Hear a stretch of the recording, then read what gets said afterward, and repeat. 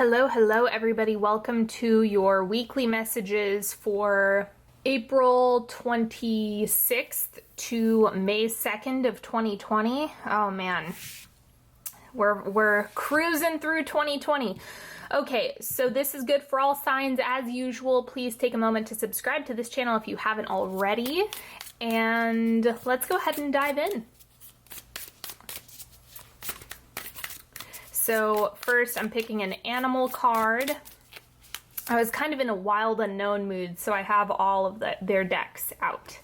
And we have owl, so this is internal wisdom. It's kind of like the answers lie within. There's a hermit energy to this that is coming through really, really potently, and it's about finding your own light. Or you have to go inward in order to draw that energy up, draw the wisdom up, draw the information up. That's kind of the point of meditation. That's the point of silence and having that empty space. So the owl is encouraging you to really tap into that this week. And then let's see what else we have coming up.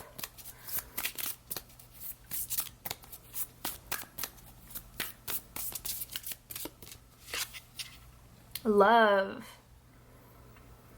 Okay, I'm getting that this is more of a vibrational thing for the majority of you. So maybe like if this is partnership centric, then of course it's you want to embody the love that you seek.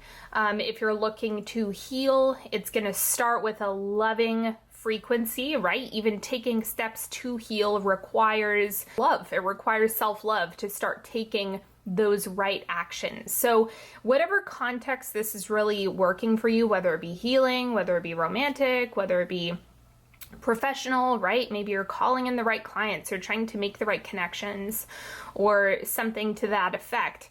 This frequency is what's gonna get the right people into your space. So keep it really, really practical. Just look at the things that are desirable, that are ideal, that are in energetic alignment with you.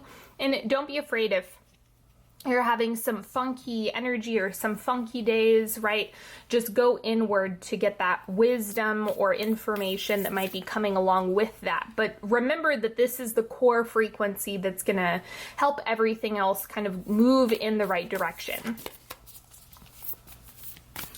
And then to see what else is going on this week, let's pull an archetype card. The Starborn. Let's see, is that focusing?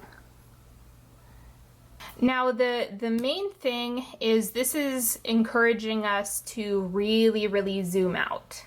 Get really meta with everything, not everything, but it can be helpful to look at the collective. So there's something about this, there's a little bit of like kumbaya, we're all one energy coming off of this card, at least when I'm reading it.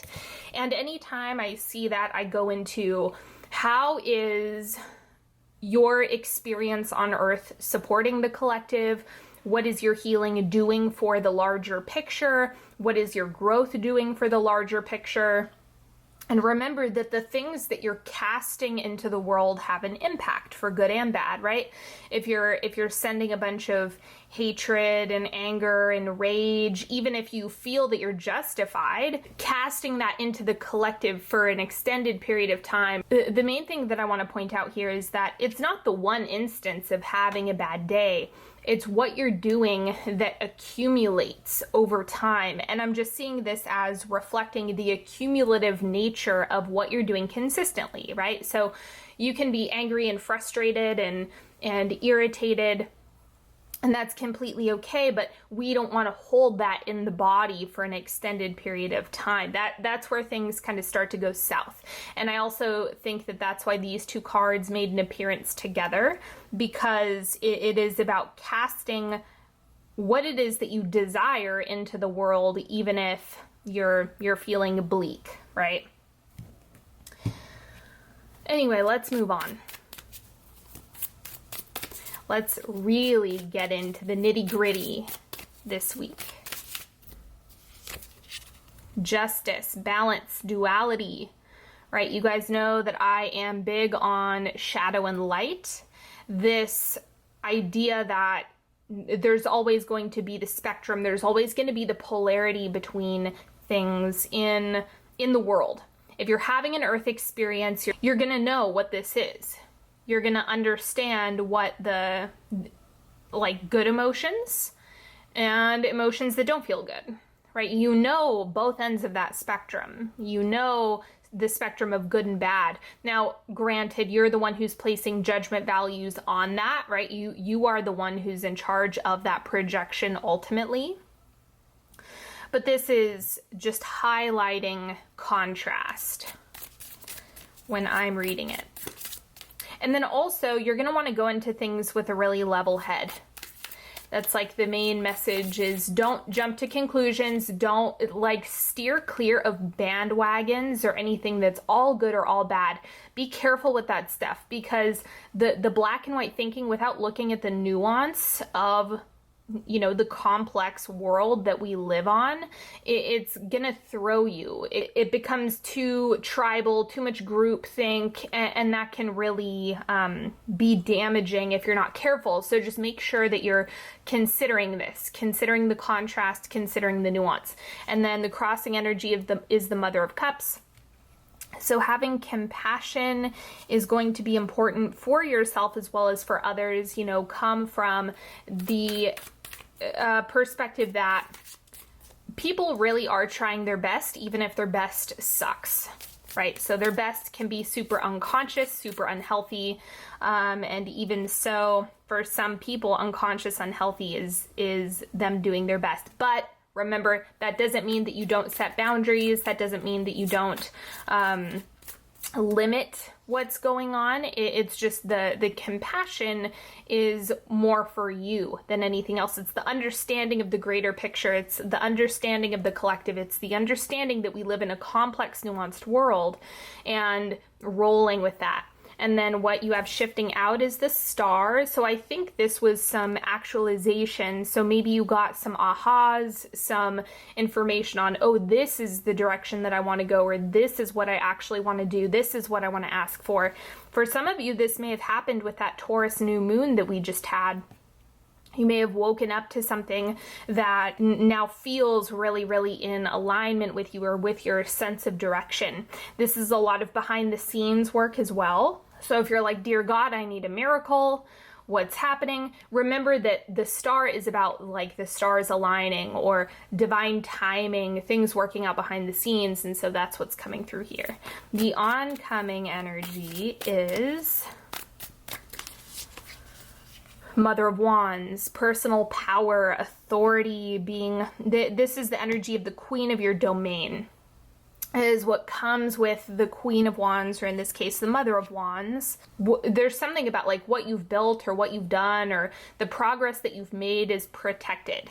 Because look at the snake on this card, where the entire energy of it is protection, being able to provide. And I think that this is also breaking down scarcity pictures, because this is not a fear of loss or lack. That's completely shed, no pun intended, from this energetically speaking. I definitely think that there's like more and more power, more and more conviction, more intention that's building here. And then this is kind of like getting into the mastery level of what you're bringing to the planet, right? Whatever you're casting into the world. And then we also have the Tower. Okay, so this is going to require old things fall away. That's a natural consequence of your evolution. And I see this as a lot of things progressing. Just bear in mind that part of the process is, okay, if you are going to step into abundance mentality, if you're going to own that more and you're going to embody that more, then that means what's falling away is the scarcity mindset. The deal is, you can't actually get to the next level without the Tower.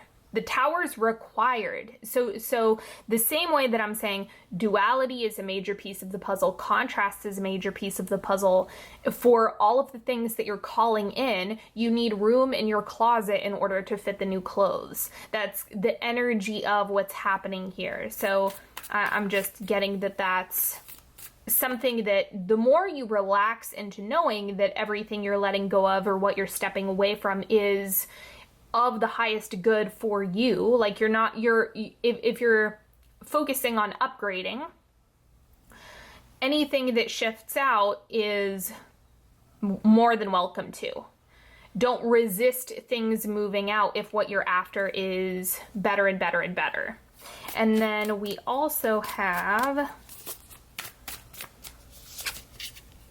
Mother of Swords. I'm actually going to pull another card down here, just because. And we have the Three of Wands. I like this card because it is kind of like a portal to me. It's like all of the things are getting tied up. All of the things are getting planned and prepared. All of the things are moving in that direction. And the Mother of Swords, or the Queen of Swords, is all mastery of thought, mastery of mind, clear thinking, just staying really sharp, laser beam focused with your intention, with what you've asked for.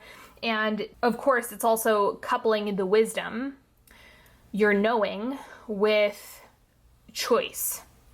So that's also, you have the experience, you have the data, you have the information, you always have answers, it always lies within. That's something you can always access through means of silence or whatever meditative state you go into, whatever that is. So you have that in order to really get down to the bare bones, focus your intention clearly, and then know that things are coming together. It may seem really far out. The ego loves that story about things taking forever and, nothing's ever going to get better. It really likes that story of you're not moving fast enough. I'm actually getting the opposite here. I think this is a major evolution. That's the direction that you're moving. And so the Three of Wands is highlighting the plan. It's like you have the vision, you have the goal, you have the intention, you have that. You just need to trust that things are falling into place and that you're taking the right steps, that you're taking the right actions, whatever that is, whatever you need to practice. And remember, action does not mean do all of the tasking and finish your to-do list. That's not always the right action for everybody. I want to make that really clear. I work with a lot of burnt out women in particular. That is probably that's the majority of my client base. And so understand that right action, inspired action, is not always going to be burn yourself out or take strategic action. That's strategic and inspired are not the same thing. So you can have a strategy, but if you're missing like the inspired piece, if you're missing the God piece or the internal wisdom piece, strategy can only take you so far. So keep that in mind this week. Okay, let's do a 3-card pick. You're welcome to choose a card, any card. Ask a question, whatever you're needing.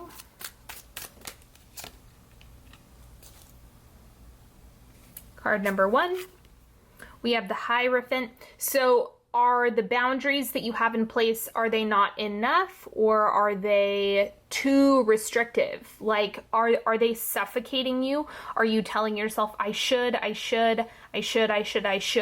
every day? Because that might be an indication that it's too restrictive if you're walking around with shoulds in your head. The other thing that you might want to keep in mind is that if there's no structure at all, then implementing that can actually be really helpful. So you have to self-evaluate what end of the spectrum are you on and how much of the boundaries do you need to tweak? Do you need to loosen up? Do some exploring around boundaries with yourself. And then card number 2, we have the Star. You really have to lean into trusting, even if you can't see the direction that things are going right now.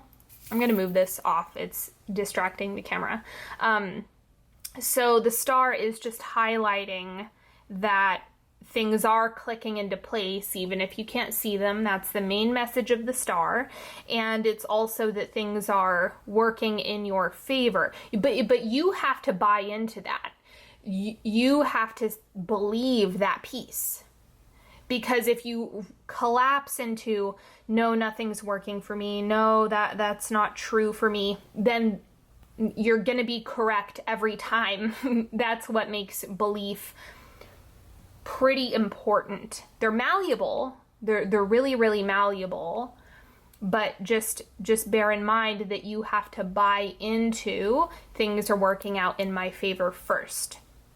You can't, like, I understand it's easy to get caught in the trap of, I'll trust it when I see it, but that really doesn't work with energetics. So keep that in your back pocket.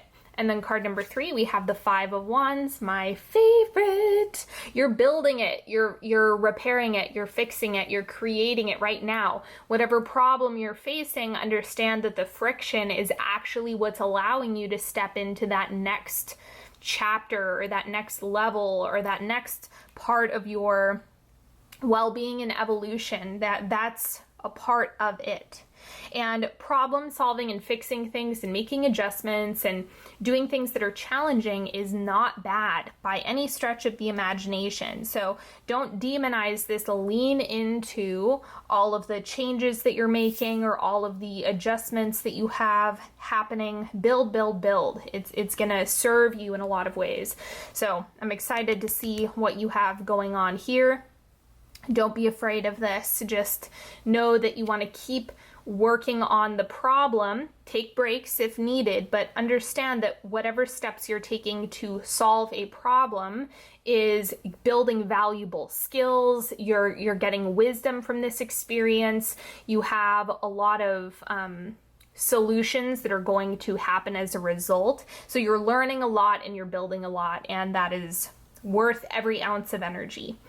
All right, everybody, that is all that I have for you today. Thank you so much for hanging out with me. I appreciate you more than you could possibly know.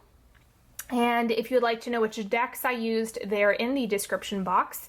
If you would like to work with me or stay up to date, please sign up for my newsletter. You get a free Dealing with Family meditation and weekly readings from me, aside from this, but one that gets sent to your inbox among other good things.